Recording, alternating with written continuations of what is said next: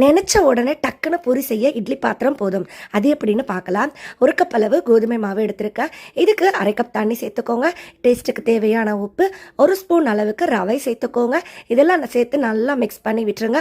இது கூட கொஞ்சமாக குக்கிங் ஆயில் சேர்த்துட்டு இந்த பாத்திரத்தை அடுப்பில் வச்சு சூடு பண்ணுங்க. தண்ணி கொதிக்க ஆரம்பிக்கும் பிறகு இதை அடுப்பை ஆஃப் பண்ணிட்டு ரெடி பண்ணி வச்சிருக்கிற மாவை இதில் சேர்த்து கலந்து விட்டுருங்க.